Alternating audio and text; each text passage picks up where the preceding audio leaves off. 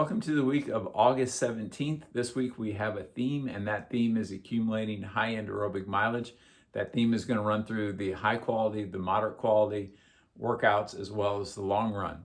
When we talked about the three primary ways to improve as a runner, one of them is accumulating high-end aerobic mileage. So we're really going to focus on that this week.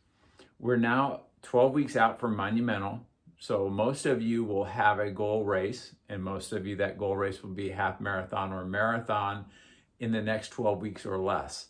So it's time that we start emphasizing this a little bit more. That doesn't mean the faster running, the anaerobic running, and the other elements that we include are going to go away. The mix just changes. And this week we're going to do 3 workouts that are designed to do the same things in slightly different ways at slightly different speeds. When we're thinking about accumulating high-end aerobic mileage, we want to think about intensity. There's a certain intensity that we want. We also want to talk about speed because we want to do some of it faster than others. Some of it will be a prolonged effort. Some of it will be intervals. So we're changing speeds. And we also want to make sure that you're recovering fast enough. If it's too intense for one workout, you come back the next workout, and you might not be able to run that same intensity to get that benefit, or you might not be running fast enough to get the full benefit. So we start with a high quality workout, one that you're very familiar with, mile repeats. We do this several times a year. Some years it seems like we do it every month. We don't, but it appears often enough. We rarely go too long without doing it because it's such an effective workout. So let's talk about threshold. And I know this is remedial for some of you. For some of you, you're still getting comfortable with these terms, so I think it's worth covering. We have 2 essential thresholds. We have aerobic threshold and anaerobic threshold. And yes, there's various other thresholds that we can throw in there, but they tend to land in about the same spot. So aerobic threshold is running as fast as you possibly can while staying aerobic. So you're producing all of your energy aerobically. You're not producing any lactic acid. You're not producing any energy anaerobically. And for most people, that's 80 to 85%. The other threshold that we use commonly is anaerobic threshold. And that is where you've crossed aerobic. You're producing some of your energy anaerobically. You're producing some lactic acid, but it's at a level that you can buffer and you can get in equilibrium with it. So you're still staying aerobic, even though there's some mix between aerobic and anaerobic. So that's a little bit higher, typically 85 to 90% for most people. So we have those 2 thresholds. For this workout, choose the one that allows you to get the biggest benefit. Some of you, if you go true aerobic threshold, this isn't stressful enough, and we'd have to do a lot of repeats in order for you to get a great training effect. So you can go to anaerobic threshold.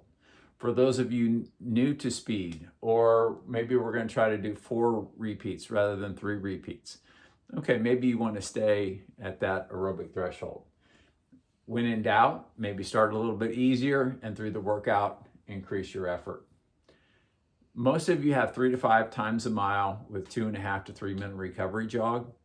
Use that range. If you're doing this by yourself, you can decide, I'm going to do 2:30 recovery, or I'm going to do 3 minute recovery. If you're with a group, you can use that to regroup. When you finish and it's kind of staggered, somebody finishes, a couple seconds later, somebody else finishes, maybe 15 seconds, somebody else finishes, maybe 20 seconds, somebody else finishes. You can use that 30 seconds in there to regroup and say, okay, we're going to go on 3 minutes for the first finisher. So the last finisher in that group might not get the same recovery, but 2.5 is going to be adequate. So you can regroup and head off on your next one. Your rep splits, provided that the weather is somewhat reasonable and that you're on a repeatable course, you're not running a hilly course or something that goes up for a couple miles and you turn around and coming down, your splits should be pretty tight on this. Because you're running at threshold, you will run amazingly consistently even without trying. Some of the best pacers, they're not trying to hit whatever pace they're running. They're running the effort, and the effort is dictating that they're running pretty even splits. So we want those reps to be pretty tight.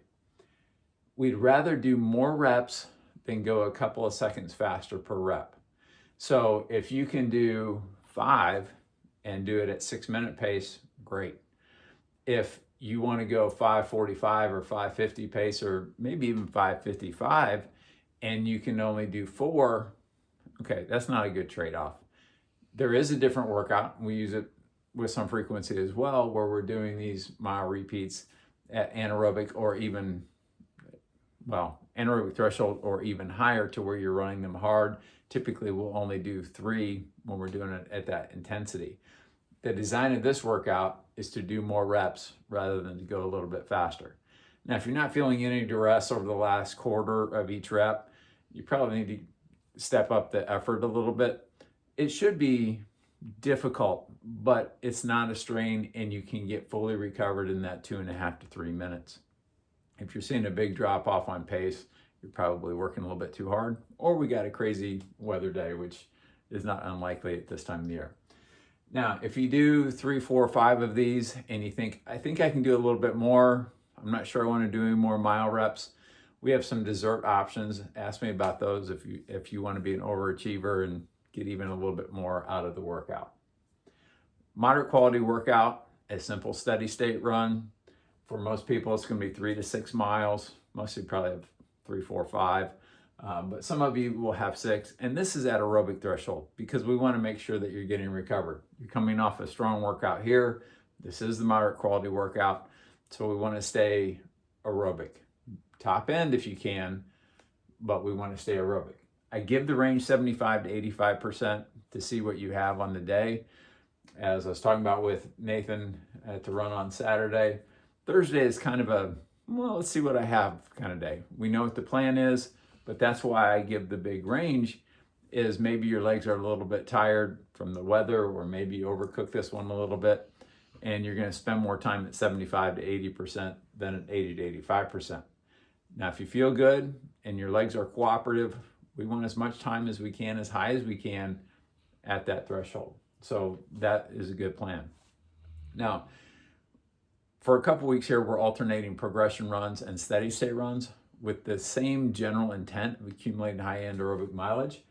The difference between the two is, with a progression run, it's kind of dipping your toe into the water to see, what do I have today? And then you finish going pretty fast. If we look at that, if we look at, let's say you did 5 miles. If we look at your peak time for mile, 5K and 5 miles, those should be substantially different. Not too crazy different, because that means that you gave away training effect early, but we should see a difference in those. When we're doing a steady state run, the pace should be a lot more even, because as we talked about here, you get dialed into that effort and relatively even splits will occur. Now, with 75 to 85%, there is a built-in factor of that where you can figure out, where am I today? So maybe the first mile is slower, you warm up and you feel good, and you spend the rest of the time a little bit higher in terms of intensity, and a little bit faster as well.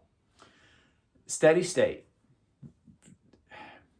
I like that term, and I've used that term for a very long time now, as opposed to tempo runs or fast continuous runs or other terms that you might see for those, because steady state talks about intensity and talks about effort, and it is the exercise equivalent of homeostasis.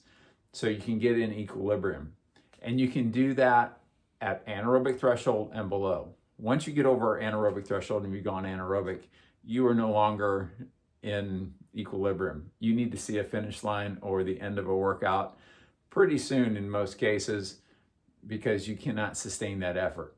But when you get to anaerobic threshold, you can sustain that for a while. Not as long as you can sustain aerobic threshold, and not as long as you can sustain lower efforts. When I use this, it's very rare that we're not dealing with at least 75 to 85%. So that's a definition of steady state run. Again, we're trying to accumulate mileage. So if you need to relax just a little bit, let's say you've gone out and you've decided, I'm going to do 5. And you get to 4 miles and this is starting to feel a little bit more difficult than you think, just relax. Don't slow down, don't stop, just relax. Because when you relax, sometimes you'll slow down by 5 seconds, 10 seconds a mile, but you're still getting great training benefit. Sometimes it's even less than that. There's that pressure that you build mentally to maintain this pace, to maintain this drive and this aggression, Sometimes when you relax, you don't slow down much, if any at all, but you're able to continue going on, and it's a lot more comfortable.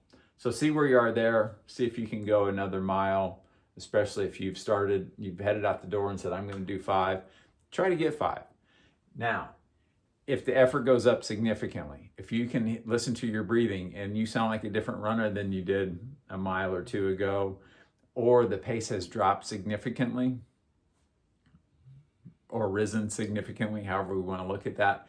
If you're cruising along at 6:30s and now you're running 6:50s and you feel like you're working harder, wrap it up. You're digging a recovery hole, and we have some more fun coming on the weekend for the long run. Long run, 2-mile repeats on hills. Now, that sounds pretty vicious. It's not really. It's just making a conscious effort that 2 to 4 times you're going to find a 2-mile stretch that's pretty hilly, that you're either going up or down, or if there is flat, you're not spending too much time on flat. And by the time you get recovered from the last hill, you're heading into another one. Of course, at Eagle Creek, we're going to use gatehouse to gatehouse. That just works out beautifully. So we'll do that. If you're even on the Monon, find this section where there's more bridges. Maybe you do a half mile out and back, so you're crossing those bridges a little bit more, or underpasses, and you're getting those hills. Do a little scouting early in the week if you need to, and find, where's my best spot? Maybe I only have a half mile of hills. Maybe I have a mile. So do out and backs, do whatever you need to get that. And the reason that this is important is legs and lungs, we want them on the same page as much as possible, but different workouts and certainly different races will require more of one than the other.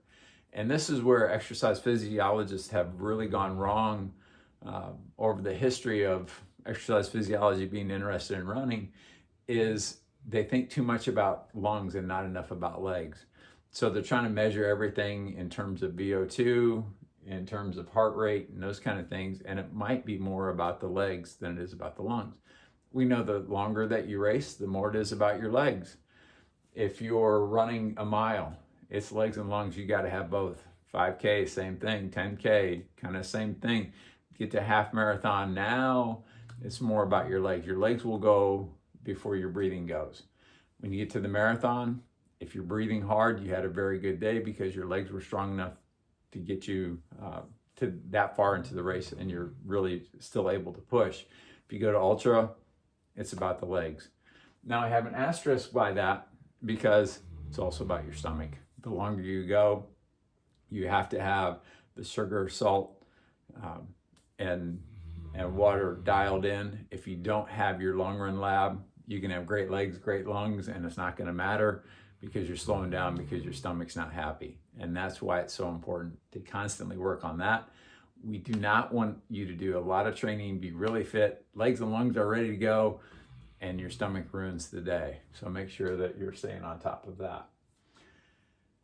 With this one, we're also thinking a little bit in terms of power. This is a long run where most of you are dropping in distance. A few of you may be sustaining a higher total mileage. But if we're dropping in distance, we want to be working a little bit harder. And in this case, because of the hills, we want to look at your power numbers at the end and see that they're a little bit higher. So a word about power, because with private coaching runners, I've started looking at that a little bit more. There are some problems with it, but it's also beneficial. And Garmin, since most of you using Garmin, I know there's a number of other brands out there as well. But Garmin uses 5 criteria to determine the power, because unlike on a bike where it can measure the actual pressure on the pedal or the strain on the chain, and we're getting a truer power measurement, it's calculated in running. So if you want to go to Google or pull out your favorite AI and say, how does Google or Coros or whatever brand you're using, how does it calculate running power? And as you know, with AI, a good way to do that is, why is Garmin terrible at running power? Why is Garmin great at running power? And you get a more complete answer to that. Stride I don't have one, but I know some people that do.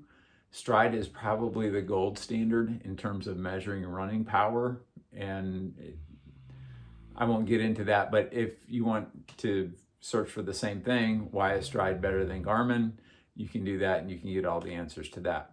But I'm looking at that a little bit as well, and unfortunately most of you are not getting an in-run look. You can't look down at your watch and see where you are in terms of power.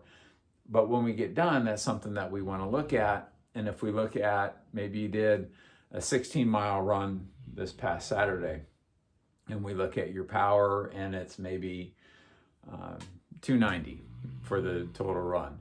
This one, maybe you're going 12 miles, but maybe we'll see 310.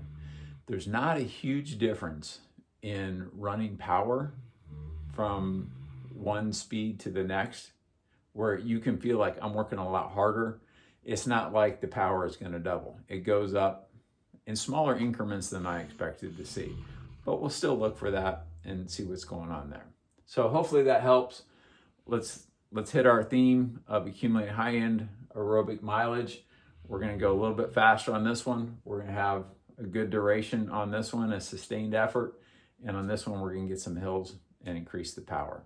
Have a great week.